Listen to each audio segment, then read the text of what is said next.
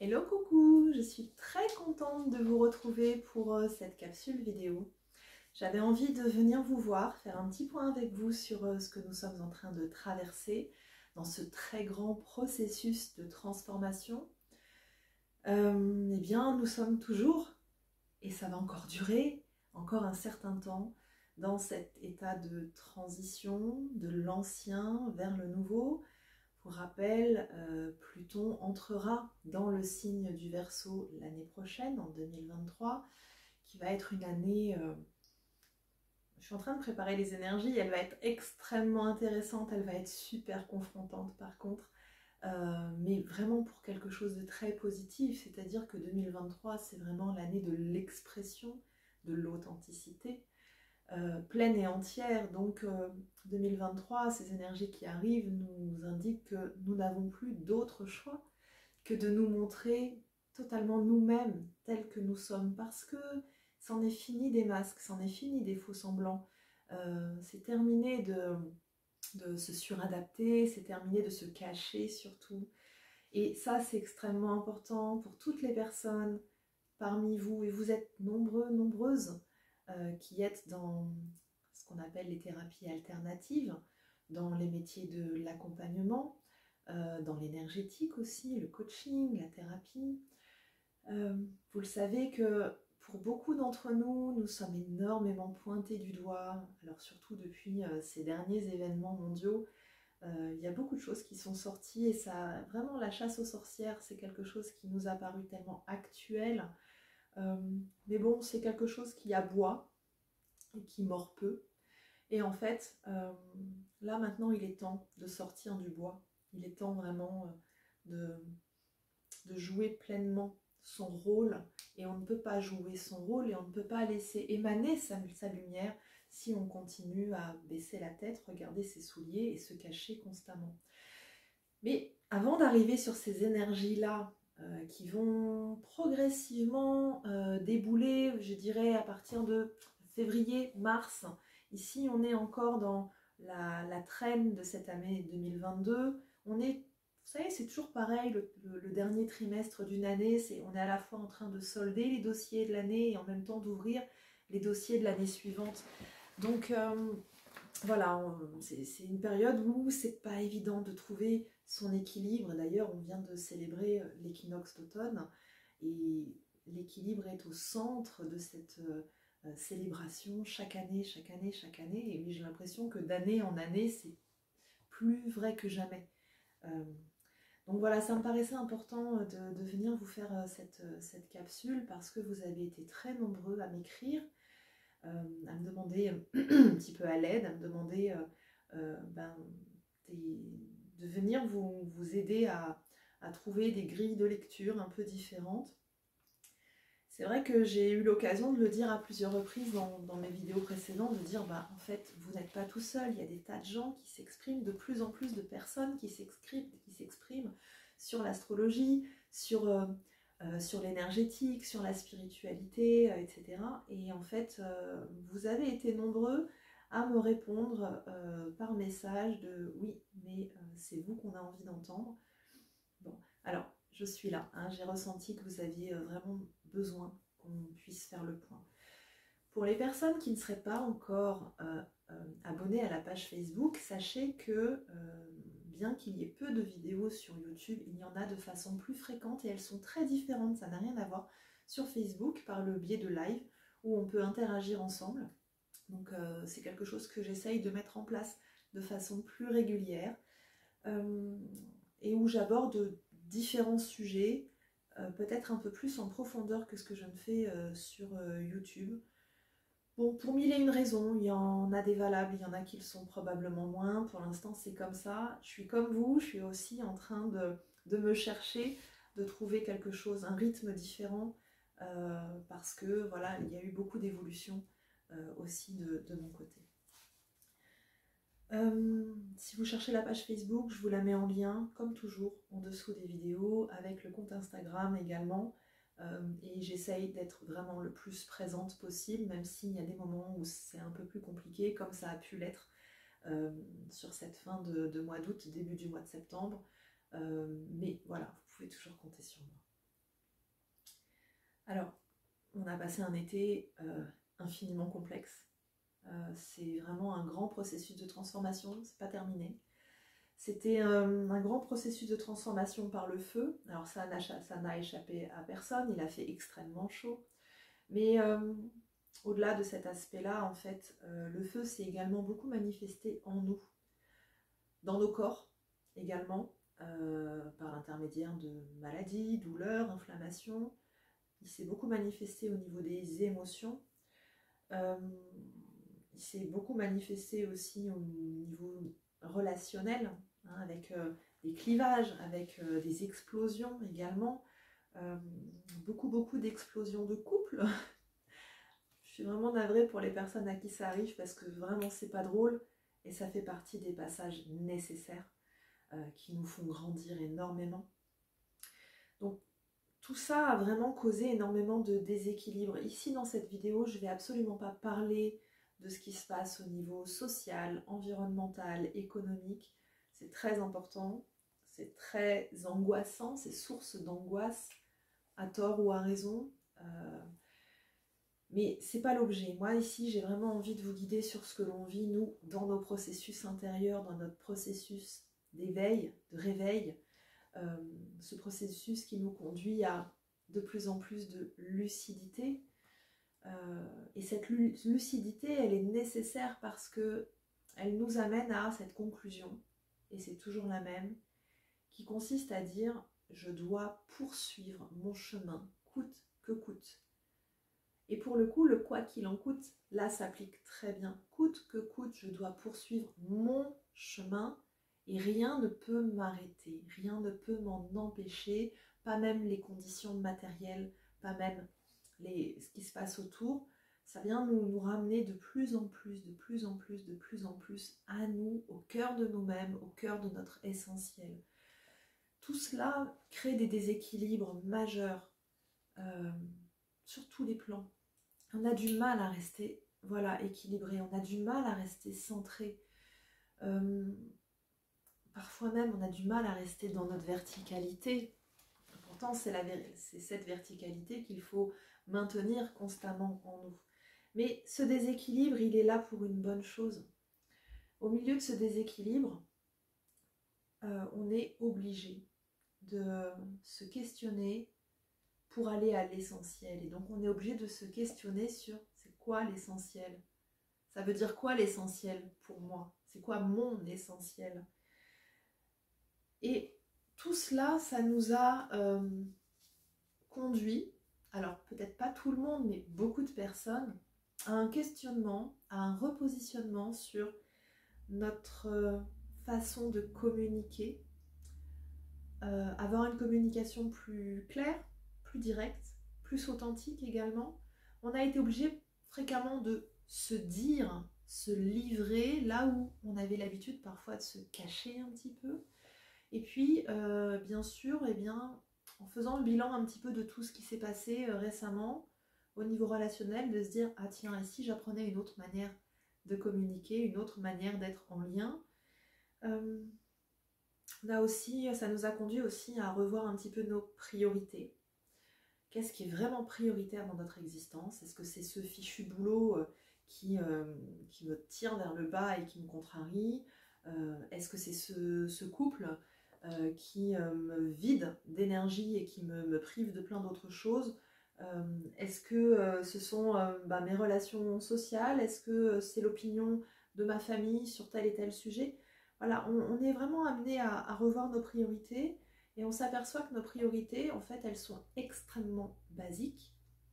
Et lorsque on leur accorde notre temps et notre énergie, finalement, on met tellement de fluidité dans notre vie, plutôt que là où, à force de vouloir être partout et à s'intéresser et à mobiliser son énergie vers des choses non essentielles et non prioritaires pour nous, ça l'est parfois pour les autres mais pas pour nous, c'est comme si on mettait plein de grains de sable dans les rouages et ça commence à frotter, ça frotte de plus en plus jusqu'à chauffer et jusqu'à exploser finalement.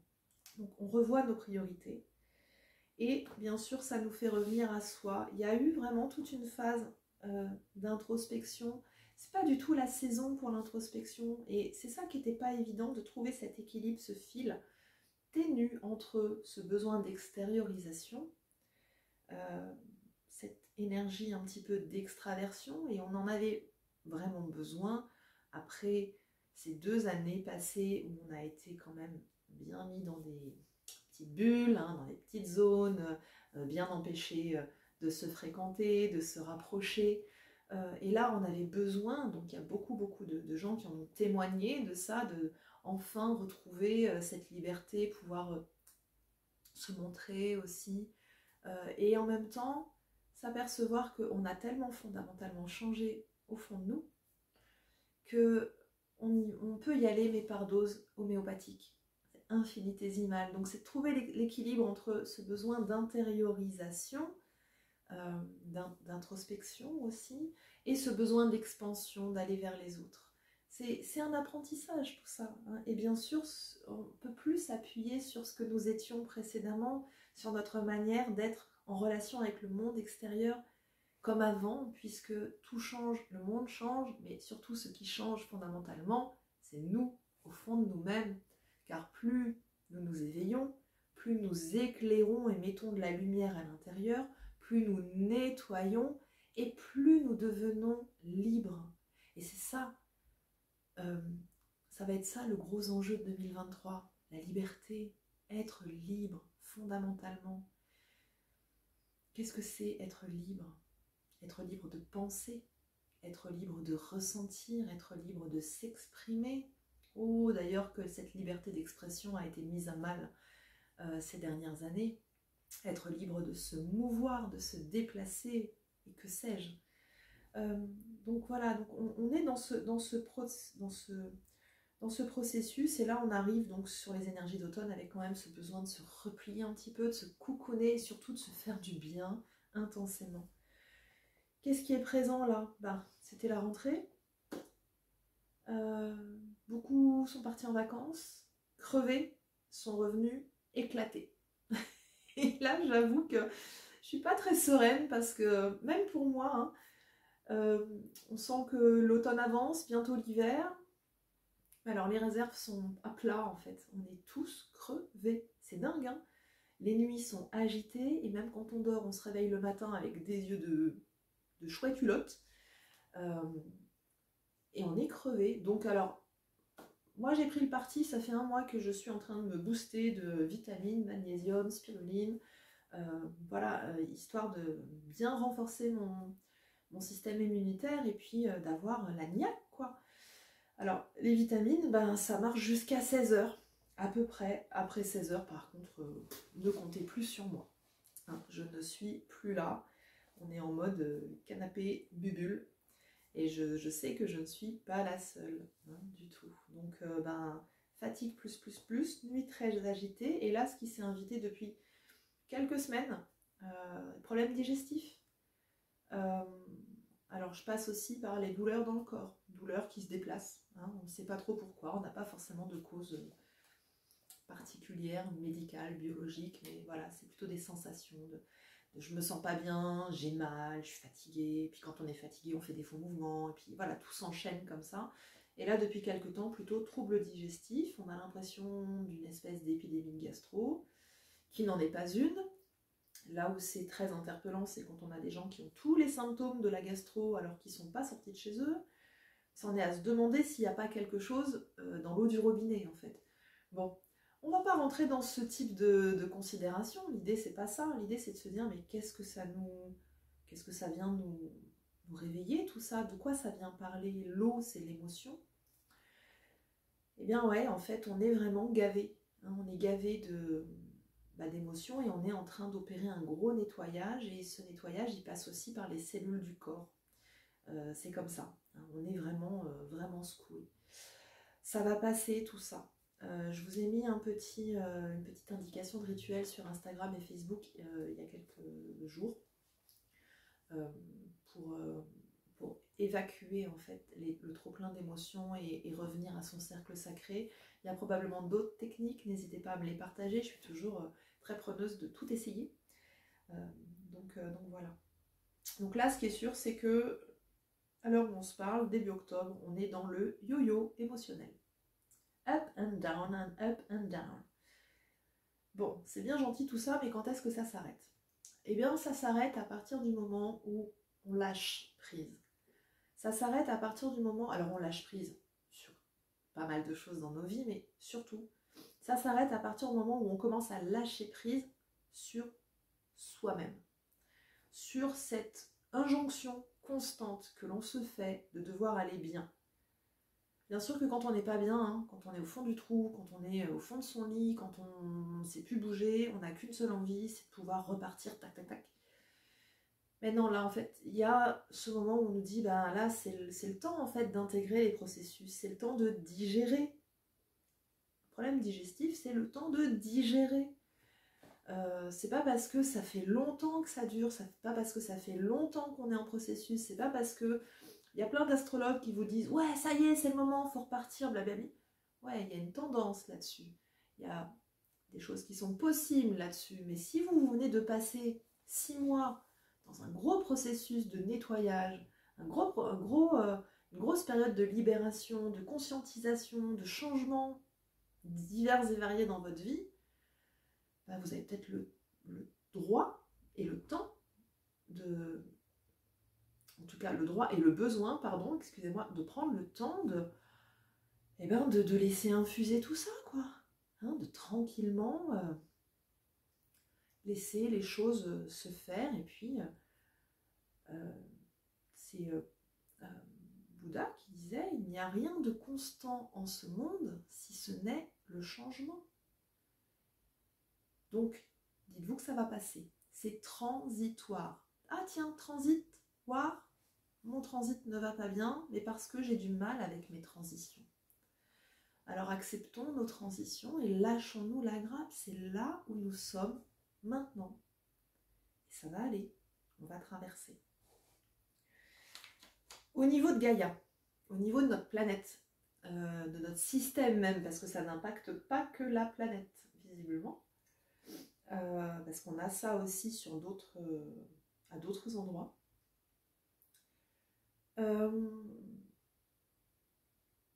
On a des très grandes montées vibratoires, puis aussi des très grosses chutes vibratoires. On est en train de traverser une zone qui est instable par essence. Je ne vais pas rentrer dans l'explication de texte, mais très très rapidement, c'est un phénomène de toute façon au niveau de notre système solaire hein, qui intervient tous les 12 000 ans, approximativement, entre 12 000 et 14 000 ans, hein, qui est une traversée d'une ceinture d'astéroïdes, une traversée d'une zone de l'espace en fait, où c'est très turbulent. Et donc effectivement, vibratoirement, c'est la même chose. Ce qui est intéressant avec... ces secousses vibratoires, c'est que eh bien, lorsque l'on secoue, on permet de faire un décrassage, un nettoyage, et puis de faire rentrer plus de lumière. Hein. Donc c'est ça qu'on traverse aujourd'hui. En tout cas, le niveau vibratoire de la Terre parfois monte énormément et parfois, pouf, sans qu'on sache vraiment pourquoi, ça descend. Et alors quand ça descend, autant moi quand ça monte, et quand je regarde les diagrammes de mesure de la fréquence de résonance Schumann, moi quand on est tout en haut, généralement, je m'éclate. Par contre, dès qu'on descend, ça devient beaucoup plus compliqué pour moi. Pourquoi? Parce que par cette activité que j'exerce au quotidien, mon niveau vibratoire, il est élevé, forcément. Donc, je suis à l'aise dans des endroits qui vibrent et sur des périodes qui vibrent haut. Par contre, dès que ça descend, là, je reviens aux prises avec mon humanité, ma difficulté d'incarnation en tant qu'être humain également. Et pas mal de compréhension sur le fait que, waouh, il est compliqué d'être incarné dans un corps humain qui est forcément limitatif, mais aussi compliqué d'être incarné au milieu d'une humanité qui n'est pas tout à fait la nôtre, qui n'est pas tout à fait la même, que l'on ne comprend pas forcément, dont on n'a pas les codes, que l'on ne valide pas non plus dans ces hiatus émotionnels. Bon, et après ça remonte, donc là ça va beaucoup mieux. Je vous traduis ça, encore une fois, c'est pas pour vous parler de moi, mais c'est que je sais que vous êtes nombreux aussi à vivre ça, parce que je vous entends, je reçois vos messages également, Hein, quand vous me dites, oh là là, je ne me reconnais pas, j'ai un problème d'incarnation. Quand est-ce que je rentre à la maison? La maison, c'est ici. Ici, maintenant, votre maison, c'est ici et c'est votre corps. Ce projet d'incarnation n'est pas gratuit. Il est là pour quelque chose. Alors, faisons en sorte que cette expérience soit la plus lumineuse possible, la plus joyeuse possible, et rappelons-nous, cette expérience est temporaire. D'accord ? Donc, des montées vibratoires, des descentes vibratoires. Comment est-ce qu'on se positionne? Parce que d'un jour sur l'autre, et même au milieu d'une même journée, ça varie. Comment est-ce qu'on se positionne? Eh bien, en étant toujours à l'écoute de soi, de son besoin, voilà, on y parvient en étant parfaitement fluide et adaptable, comme l'eau. Alors, l'eau en réponse au feu, peut-être. Mais on nous demande d'être fluide et adaptable comme l'eau. D'ailleurs, l'eau est un élément qui est extrêmement important, qui déboule là dans nos vies. Moi, j'entends vraiment énormément de messages de la part des grands cétacés, qui nous connectent à d'autres plans supérieurs. On sent que c'est extrêmement présent. D'ailleurs, on en a vu beaucoup s'échouer sur nos côtes là récemment et ils sont là pour nous permettre de prendre conscience de pas mal de choses. Ils participent aussi à l'éveil. Et pour rappel, l'éveil spirituel, en fait, soit il s'effectue par le biais d'une catastrophe personnelle, soit il s'effectue par le biais d'une émotion, d'une prise de conscience face à quelque chose qui nous choque émotionnellement. Quand on est choqué face à la situation d'un animal en détresse, sans avoir eu de parcours avant, particulièrement spirituel, en fait, eh bien c'est sûr que ça va nous conduire à des préoccupations qui, de fil en aiguille, peuvent nous amener à des compréhensions, des positionnements, des prises de conscience un petit peu plus élevées que le simple quotidien. Ce qui est certain, c'est que cette sinusoïde constante et très très ample de variations énergétiques a un impact très très fort sur les empathes. Alors les empathes, ce sont ces personnes qui sont en capacité de prendre à leur compte les émotions des autres, mais aussi les pensées, parce qu'on a aussi des empathes télépathes. Moi, je suis une empathe télépathe, donc je capte en fait. Hein, c'est ce qui fait que j'arrive à lire dans votre cadre énergétique. Je capte énormément d'informations. Et jusque-là, c'est vrai que quand j'ai commencé en fait en énergétique, il fallait que je me concentre. Et puis, avec la pratique, c'est devenu beaucoup plus simple. Alors, jusqu'à présent, j'étais très protégée. Je pouvais aller prendre un café en terrasse et ne pas ressentir. Mais là, je m'aperçois que même en restant simplement chez moi, sans même avoir besoin d'allumer la télé ou la radio et de me connecter à Internet, sans même avoir besoin de savoir ce que font mes voisins, s'ils sont là, pas là, etc., tout d'un coup, je me sens envahie par des choses, mais qui ne m'appartiennent pas. Et je sais qu'elles ne m'appartiennent pas. Pourquoi? Parce que j'ai cette habitude d'observer. Et quand j'ai une émotion, un mal-être, et là, ces derniers temps, j'ai été prise de beaucoup de colère, des crises de larmes et de tristesse, mais complètement inexpliquées, et puis de la peur, des crises d'angoisse, mais terribles. Et pourtant, si je suis complètement factuelle et je me remets ici maintenant, j'ai pas de raison d'être en colère, dans ma vie tout va bien et je suis entourée de gens qui sont juste des loukoums d'amour et j'ai pas de raison d'être en colère. À l'exception de deux ou trois personnes qui s'amusent à m'envoyer des saloperies vibratoires énergétiques, et d'ailleurs je pense qu'elles regardent ces vidéos et ne vous inquiétez pas, on s'occupe de ça. Voilà, le petit message est passé avec beaucoup de lumière et en mode bisounours, mais pas que. Mais en dehors de ça, j'ai pas de raison d'être en colère.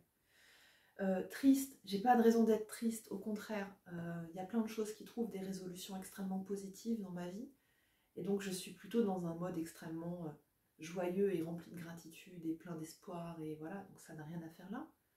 La peur, j'ai pas de raison d'avoir peur, à part des considérations financières que nous partageons tous, parce que, ben voilà, c'est pas toujours évident, et que d'un mois sur l'autre, il y a toujours cette question de se dire ok, bon là, le loyer payé, est-ce que le mois prochain, ça va toujours être valide, hein, on marche toujours un petit peu sur des œufs, mais bon, ouais, voilà, après, il n'y a pas mort d'homme non plus. Ça n'explique pas, en tout cas, ce niveau intense d'émotion. Donc, au début, je me suis demandé, j'ai dit, mais qu'est-ce qui se passe? Et donc, je suis entrée en contact avec la guidance, qui m'a vraiment fait un cours là-dessus.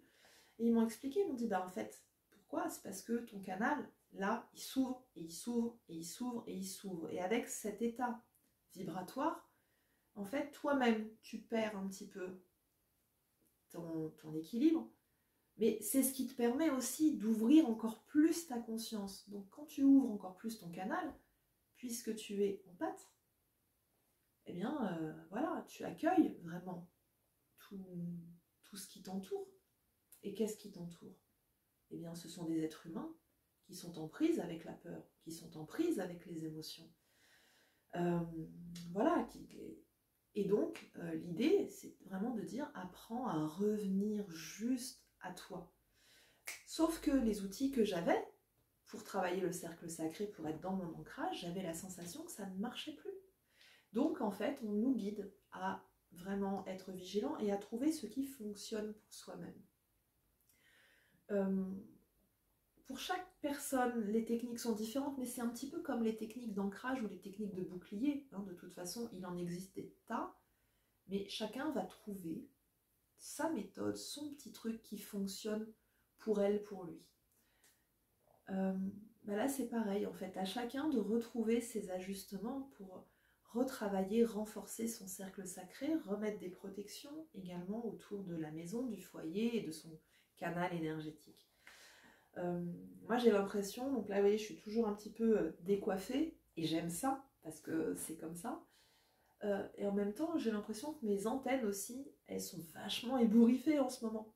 Bah ouais, parce que ça s'ouvre de plus en plus et sur plein de réalités.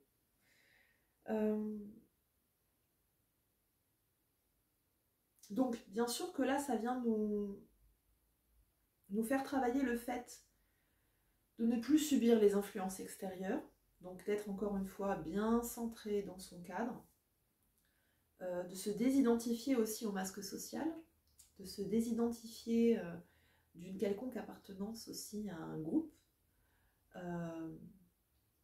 et d'aller puiser au fin fond sa guidance. Alors bien sûr que tout ça, ça demande aussi beaucoup de nettoyage, parce que il ne suffit pas de le décider, il faut aussi se libérer complètement des bulles mémorielles que nous avons en nous. Et puis là, bien sûr, là, beaucoup de soins énergétiques consistent principalement, pas que, parce qu'on ne fait jamais que ça de toute façon, mais principalement à nettoyer le cadre de tout ce qui ne vous appartient pas. Alors, j'ai beaucoup en ce moment à travailler autour du deuxième chakra, parce que il y a aussi beaucoup de choses qui viennent se loger, se nicher dans le chakra sacré, autour de la sexualité, autour du relationnel, autour de la création d'une manière générale. Et ça, vraiment, c'est indispensable de le nettoyer. Trouvez vos méthodes, trouvez vos techniques. Venez nous voir, nous, les énergéticiens. Et même si vous êtes énergéticien, énergéticienne et que vous faites de l'auto-nettoyage, soyez suffisamment humble pour accepter l'idée que s'auto-nettoyer ne suffit pas toujours. Pour ma part, je me fais nettoyer, aligner, réancrer quasiment tous les mois. Si je pouvais le faire plus, je le ferais plus. D'abord parce que je suis une feignasse, je vais le dire, mais parce que aussi je dois reconnaître que je ne vois pas toujours ce qu'il faut nettoyer. Je ressens les choses, mais c'est quand même bien de pouvoir en discuter avec quelqu'un d'extérieur. Ça permet vraiment de... Ouais, il ne faut pas rester seul quand c'est comme ça. Donc quand vous accompagnez les autres, prenez soin de vous, nettoyez-vous. Parce que si vous ne nettoyez pas votre canal, eh bien, demandez-vous ce que vous transmettez, ce que vous canalisez, et sur quoi vous vous câblez et ce que vous transmettez aux autres également. Ceci étant dit, autre chose qui arrive là, c'est cette lucidité. Et cette lucidité plus, qu'on appelle une clarté mentale, une clairvoyance. Certains appellent ça l'éveil spirituel. C'est pas tout à fait pour moi de l'éveil spirituel, mais ça en fait partie. Eh bien, nous amène effectivement à nous amène effectivement à nous désidentifier totalement des rôles qui nous ont été attribués à la naissance, par notre milieu, par notre éducation, par notre famille, par le transgénérationnel. et qu'à un moment donné, on peut accepter d'endosser ces rôles-là parce que ça nous convient, mais très fréquemment, moi je m'aperçois quand même que ça nous convient que dans un faible pourcentage, et qu'à un moment donné, si on veut être libre, eh bien on a besoin de se sortir de tout ça. Donc on se désidentifie de son rôle social, on se désidentifie de son masque, on se désidentifie des attentes aussi que les autres ont fait peser sur nous, parfois avant même notre naissance, de façon à pouvoir trouver sa propre voie, sa propre guidance intérieure, sa propre lumière, et la laisser émaner, être libre en quelque sorte. Et je reboucle avec ce que je disais en tout début de vidéo, ça nous amène effectivement sur ces énergies de 2023 qui nous dit, bon, maintenant que tu as trouvé qui tu es, maintenant que tu es parvenu à te désidentifier, que tu es parvenu à te libérer de tous ces carcans, tous ces schémas du mental aussi, maintenant il va falloir que tu oses agir en conséquence, que tu oses t'aligner pas qu'intérieurement, que tu oses aligner tout ton entourage, tout ton environnement, toutes tes actions, toutes tes paroles avec ça aussi.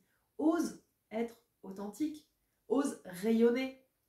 Et ce que les autres pensent, si ça les dérange, plutôt que d'en être blessé, aie de la gratitude. Même si on te crache dessus, aie de la gratitude, parce que ça signifie que quand même tu fais bien ton boulot. Parce que celui qui n'est jamais dérangé n'a aucune chance de se réveiller.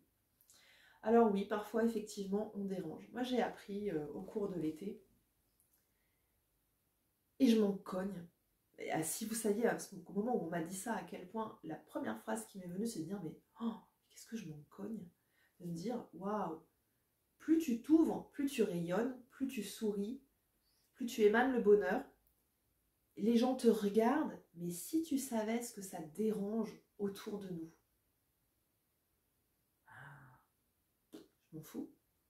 Parce qu'en fait, ce qui compte, c'est que si je suis comme ça, c'est pas une image que je souhaite renvoyer, c'est que je suis comme ça. Je suis heureuse, je vis ma lumière. Et si ça dérange, ben, je suis bien navrée, je suis désolée, excusez-moi. Mais c'est votre problème, c'est pas le mien. Donc allez-y, émanez, émanez, émanez, c'est ce qu'on vous demande à partir de maintenant. Il y a là des choses qui sont en train d'arriver, qui sont des choses que nous avons commencé à semer au début de l'année. Repensez un petit peu à ces choses que vous avez voulu mettre en place aux alentours du mois de mai, puis qui n'ont pas marché, ou qui se sont éteintes, qu'on a oubliées. Et puis observez un petit peu comment, au courant du mois de septembre, il y a des sujets qui sont revenus. Ou là, ça va revenir là, courant du mois d'octobre. Et cette fois-ci, c'est bon. Cette fois-ci, vous allez y aller, ça va marcher. Parce que, entre-temps, vous avez fait ce processus de revoir un peu votre manière d'être en lien avec les autres. Et donc là, on nous dit, bah, c'est le moment de semer de nouvelles graines. Alors, ces nouvelles graines ne sont pas toujours totalement nouvelles, en fait. Ce sont parfois des semences que nous avons récupérées des années précédentes. Hein, dans l'agriculture, c'est comme ça aussi. Hein. Plantez-les, semez-les avec confiance, sans impatience, parce que c'est vrai que l'impatience aujourd'hui c'est notre grand piège pour plein de raisons. Je ferai peut-être une vidéo très spécifique là-dessus, parce que la temporalité que nous traversons, que nous vivons dans nos quotidiens, est devenue juste complètement dingue. En fait, on est paumé au milieu de tout ça. À la fois, il y a des moments où on sent que le temps s'étire, et c'est long, et ça n'avance pas, et on s'ennuie. Et à la fois, il y a des moments où, oh là là, tout s'accélère, j'ai le temps de rien, mon Dieu, mais je suis encore en pyjama, il est déjà 16h. Je suis sûre que ça vous est tous arrivé à ça. Bah oui, parce qu'en fait, effectivement, notre notion de la temporalité change, et que, voilà, nous changeons aussi. Et donc, on a ce rapport au temps qui devient très complexe, et on s'impatiente beaucoup. Mais l'impatience ne fait pas avancer plus les choses. Hein. On a le temps humain et on a le temps qu'on appelle le temps divin. Là, c'est le moment. Mais sans impatience, il faut quand même accepter que les choses avancent à leur rythme, et un rythme, une cadence qui n'est pas toujours la nôtre, d'ailleurs. Alors oui, il faut lâcher prise. Mais surtout, ce qui va faire la différence entre les projets qui vont patiner, où on va s'épuiser, où on ne va pas arriver au bout, et ceux qui vont aller au bout qu'on va mener, c'est la constance. Et on vous dit, apprenez à doser votre effort, mais faites-en un petit peu, tout le temps, un petit peu, chaque jour. C'est plus la thématique aujourd'hui de mettre un gros coup de collier, d'y arriver à bloc, et puis finalement de se reposer après. Moi, j'ai la sensation qu'on se dirige plutôt vers quelque chose qui est assez linéaire, en fait. On nous propose cette linéarité qui fait qu'on n'a plus ce tempo on-off, activité-repos, activité-repos. D'ailleurs, pour ceux qui sont extrêmement sensibles, je parlais des empathes tout à l'heure, mais il n'y a pas que, en fait, il y a aussi les passeurs, tous les gens qui sont un peu médiums, un peu énergéticiens, voilà. Vous sentez bien que vous travaillez constamment, y compris quand vous dormez. On n'a plus vraiment ces périodes de « Ah tiens, aujourd'hui je suis réveillée, je suis au taquet et je bosse à fond et la nuit je me repose », c'est fini. Ou alors pour d'autres c'était l'inverse, c'est-à-dire que c'était plutôt la nuit qui bossait et la journée il se passait rien. Et maintenant vous voyez bien que on travaille constamment. Alors travailler, je ne sais pas si c'est un joli mot pour dire ça, mais on est à l'œuvre, on agit constamment, y compris quand on n'agit pas, y compris quand on ne fait rien. Ça, c'est toute une chose aussi qu'on est en train d'apprendre. C'est agir sans rien faire, agir dans l'immobilité.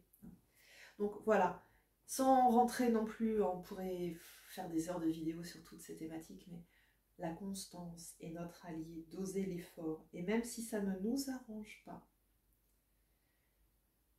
même si ça ne vous arrange pas, ce message qui descend est important. Il faut prendre le temps de se poser pour clarifier le mental.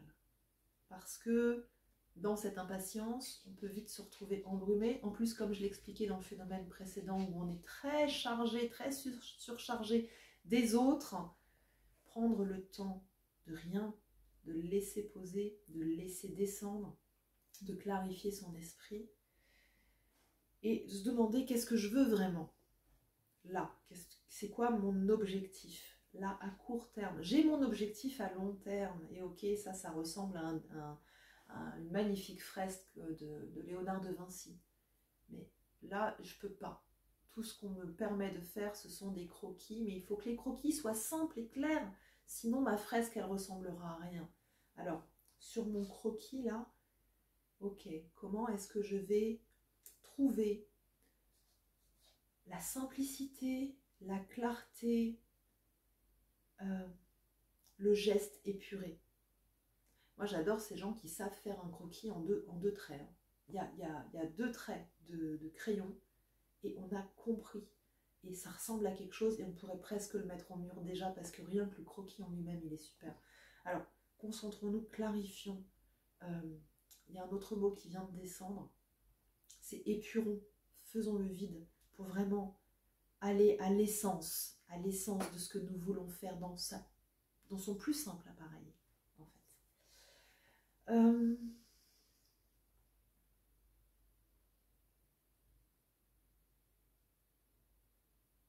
Ok, autre sujet, et ce sera le dernier pour cette vidéo. Il nous est vivement conseillé de libérer le mental. Alors vous allez me dire, ça fait pas tellement de différence avec tout ce qu'on dit depuis super longtemps, quand on nous dit lâche prise, lâche ton mental, lâche ton ego. C'est pas de ça dont on parle cette fois-ci. Ici, on va parler de l'intellect. Et notamment avec l'intellect des apprentissages. On ne vous dit pas qu'il faille cesser d'apprendre. Ça n'a rien à voir avec ça. On vous invite, dans cette expansion de la lucidité, à remettre en perspective intégrale tout ce que vous pensez connaître, tout ce que l'on vous a enseigné. Remettez en question vos enseignants, vos guides, vos maîtres spirituels. Remettez en question toutes les traductions qui sont faites. Désapprenez pour laisser émerger une nouvelle connaissance. La nouvelle connaissance égale ce que nous savons déjà, ce que nous savons intérieurement, mais que très fréquemment nous avons mal interprété ou que nous n'avons pas cherché à teinter de notre couleur personnelle parce que nous nous sommes contentés de suivre juste les enseignements. il y a dans toutes les idées, toutes les philosophies, toutes les tendances idéologiques, des vérités profondes, des mensonges aussi, quelle que soit la sphère à laquelle on s'intéresse, quelle que soit la sphère à laquelle on s'intéresse, y compris la sphère du développement personnel, du chamanisme, de la spiritualité, ou que sais-je. Ce sont aussi des secteurs qui sont infiltrés ou qui sont ou dans lesquels certaines idées sont véhiculées par de doux illuminés. Et ces illuminés-là le font avec beaucoup d'authenticité et beaucoup de cœur. C'est leur vérité, et ils y croient, mais ils nous induisent en erreur parce qu'ils nous le traduisent avec leur propre prisme aussi. Parfois, pour certains, c'est presque le prisme de la folie d'ailleurs. Donc, remettez tout en question. Soyez confiants.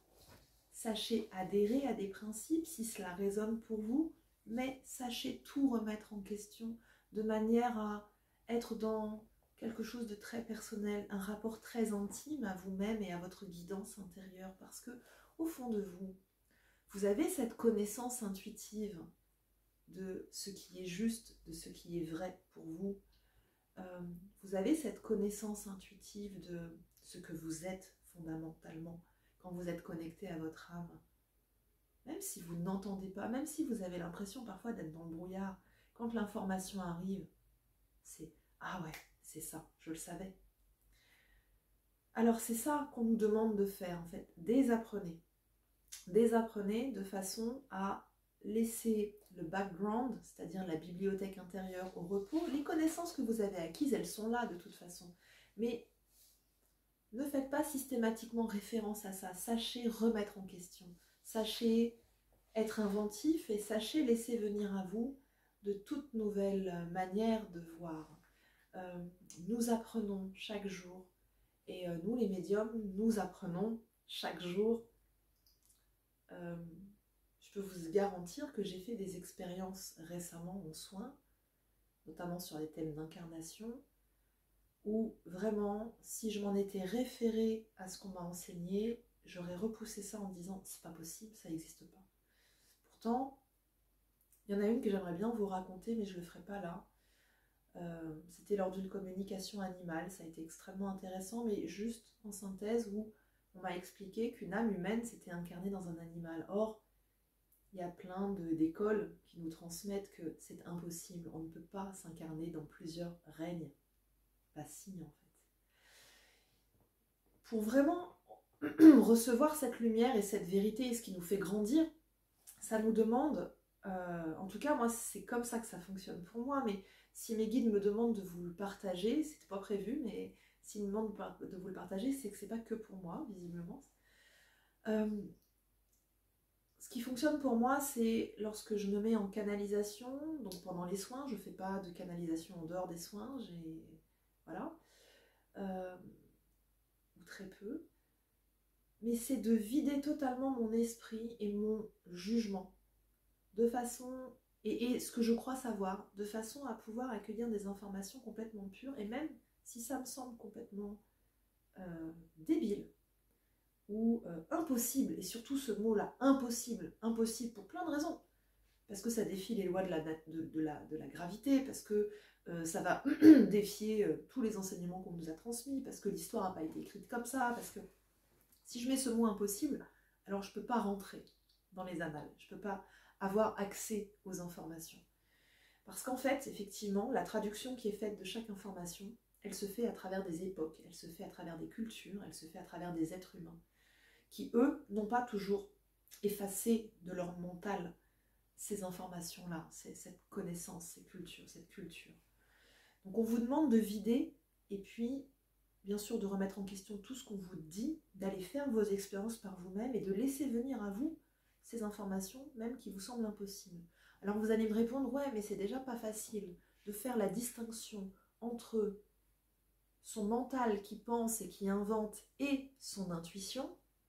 Alors comment, en plus, dans mon intuition, Je vais pouvoir accepter des choses qui me paraissent pas valides, qui me paraissent impossibles. Ah bien voilà, ça c'est tout l'enjeu du centrage et c'est tout l'enjeu de l'expérience et c'est tout l'enjeu de cette confiance que l'on tisse avec sa guidance intérieure et de sa connexion. Plus votre canal est propre et pur, plus vous êtes en mesure de canaliser quelque chose de propre et de pur, et plus vous rentrez à l'intérieur de vous-même dans le centrage, plus vous rentrez dans une connaissance intime de qui vous êtes et de comment vous fonctionnez, plus votre carte du territoire est riche et détaillée, plus vous savez faire la distinction entre ce qui vous appartient et ce qui ne vous appartient pas. Et voilà, et plus vous allez pouvoir continuer à vous exercer. Donc voilà. Je pense avoir fait le tour pour aujourd'hui. Ça a été, j'espère, assez précis. J'espère que ça vous aide de savoir que vous n'êtes pas seul. Peut-être que j'ai oublié de vous donner un petit peu des pistes et des astuces pour bien traverser. Eh bien, c'est le moment de méditer. C'est le moment de se centrer et surtout, c'est le moment d'être un peu insouciant. D'aller dans la joie, de cultiver l'enfant intérieur. C'est vraiment une bonne période pour ça. C'est le moment pour rêver, partir en quête de vision, se laisser conduire un petit peu par les événements. C'est le moment d'éteindre sa télévision. C'est toujours le moment d'éteindre sa télévision, sauf pour The Voice. Mais vraiment, plus vous allez être dans la joie et la confiance, entourez-vous, cherchez à vous entourer. Je sais qu'il y a beaucoup de gens qui me regardent, qui sont très seuls, qui se sentent très seuls. Mais être entouré, c'est pas être entouré uniquement de personnes qui nous comprennent, qui nous valident dans notre spiritualité. C'est s'entourer de personnes qui ont du cœur. Moi, je me sens très entourée et pourtant, il y a des gens à qui je ne parlerai jamais de ce dont je vous parle en vidéo. Parce qu'ils ne vont pas me comprendre, parce qu'ils vont me dire « tu yoyotes », je m'en fous.